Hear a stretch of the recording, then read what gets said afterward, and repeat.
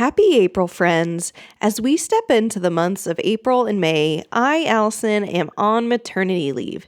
To celebrate this, we're pulling content from our group coaching calls inside our private coaching group, the Better Belly Blueprint, to share with you. Today's topic is a question coming from my client, Elizabeth. She asked, is it possible that permanent food sensitivities can be caused by mold exposure? And if so, after doing a mold detox, is it possible for those food sensitivities like gluten and dairy sensitivities to go away?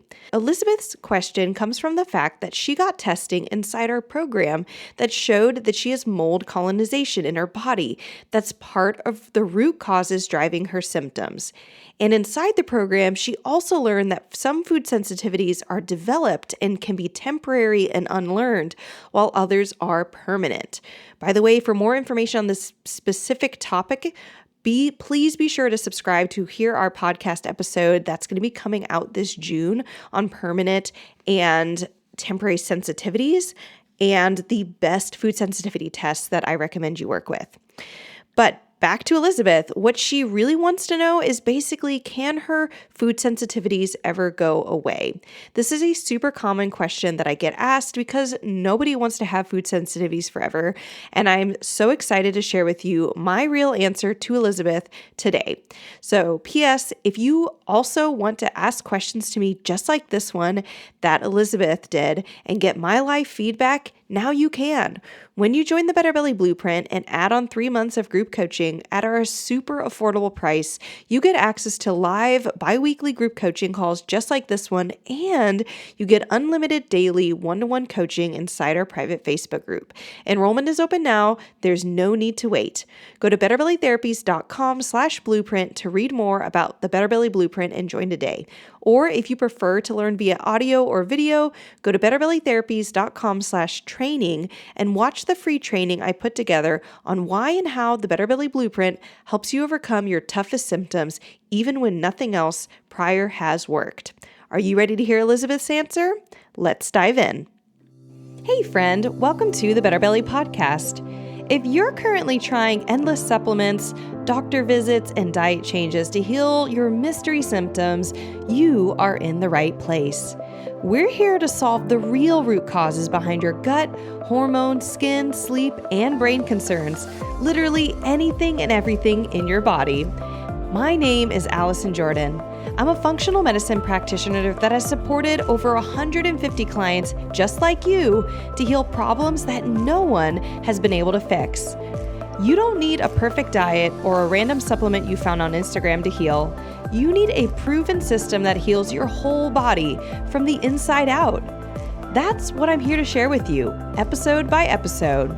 It's time to make health easy again.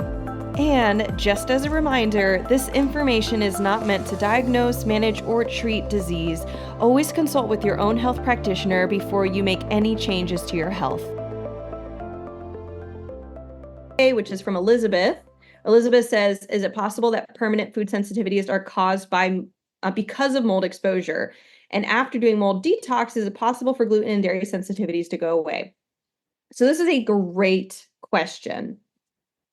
Great question. And I say that because my mom asks me this question a lot.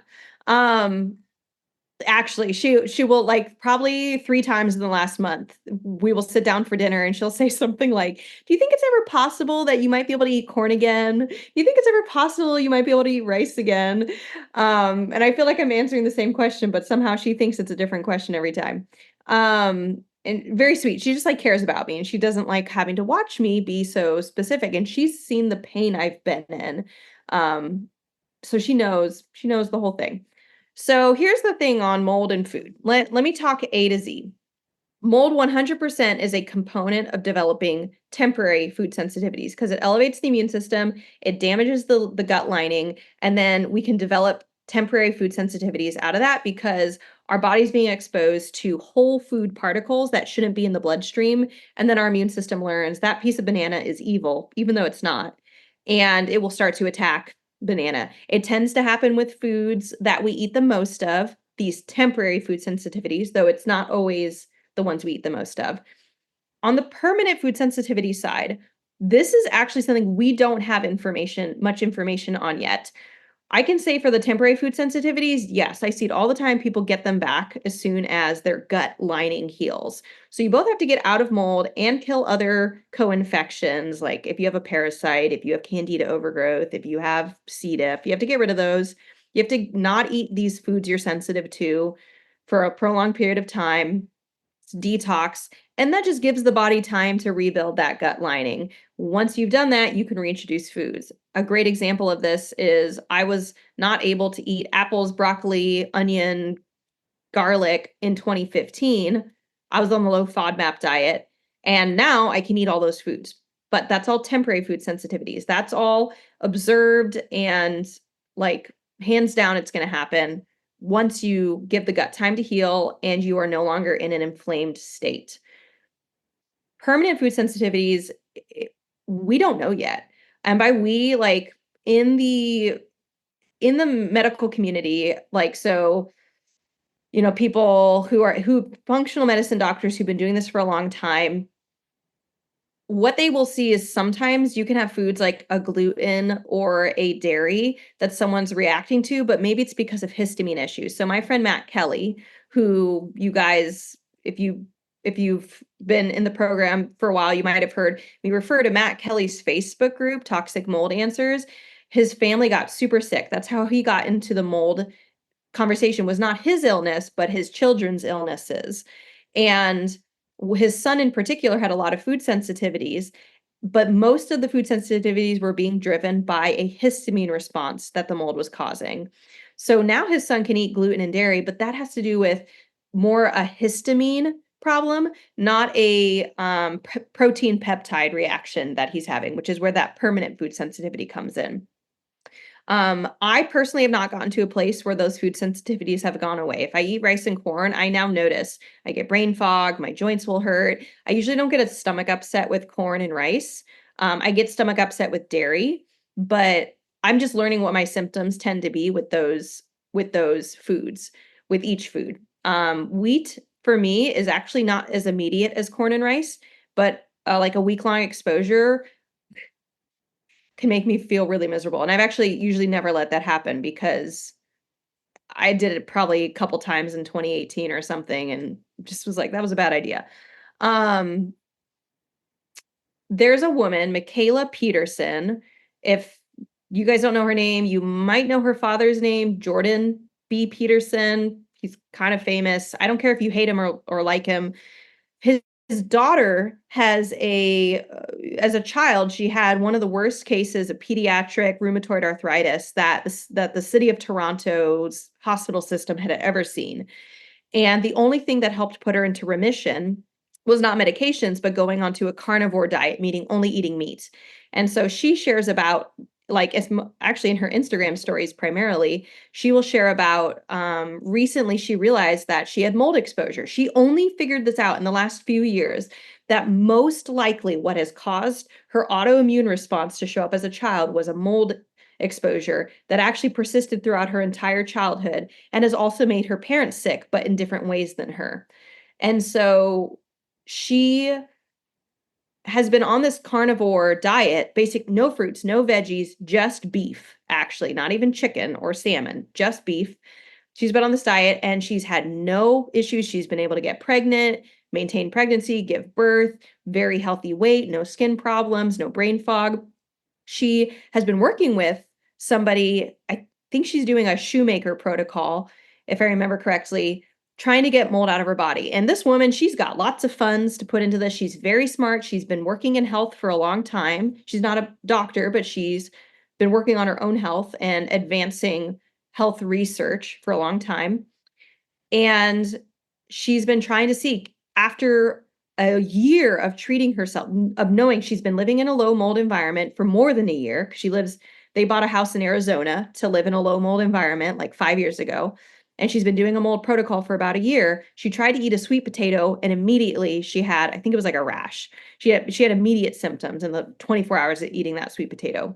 And so she's been saying she doesn't know, but she's documenting it because she's curious. She's never done a mold treatment. but was her exposure to mold too long? Like her whole childhood? Was her, reaction to mold too severe and she can never go back? Is the gut lining damage too? And so is it possible if you've only had mold exposure for 6 months, maybe you could go from a permanent food sensitivity showing up on the Zoomer to it be going away. But maybe if it was mold exposure for 10 years and you didn't know, maybe it can't. We don't know all the variables, and I have no idea. Um, and I actually say that probably in the best way possible, that even though we don't know, I can't actually say, no, it'll never happen. I'm like, wow, I'm really excited to be able to also live in a low mold environment, and I have to finish being pregnant and giving birth and breastfeeding and maybe just being done with having children in general. But as soon as I'm done with having children, I'm going to put myself on a heavy mold protocol and see, will I be able to eat corn and rice again? Unfortunately, that information is years in the future, so I can't answer from any personal experience. I've had no permanent food sensitivities come back though, even though I've had all my temporary ones, like I can eat apples and garlic and all that. So that is probably all my thoughts regarding permanent food sensitivities. I'm suspicious that if it's been a shorter amount of exposure, maybe you're more likely to get those permanent food sensitivities taken off. Maybe it won't be all of them, but it might be one or two of them, depending on, like there's so many things we don't understand about the body that doctors don't track because they basically have just written off that these food sensitivities don't exist, mold exposure is not a problem. It's just not being tracked enough, though there are people tracking it, like Dr. Shoemaker. But he's not focusing on food sensitivities as much as he's focusing on things like chronic immune response, MCAS, things like that. So there's just so much to study on mold. There's so much to study on food sensitivities, and we don't know yet. So we might know in the next 10 years, which might sound like forever, but dude, in 10 years, maybe like the next generation will be like, oh, that's like basic. Everybody knows that. I don't know. That'd be great. Work ourselves out of it. Madeline's nodding. So, I hope that's helpful. And I don't know if I missed something or if something I said brought up more questions, just ask a follow-up question in the Facebook group. Thanks, Elizabeth.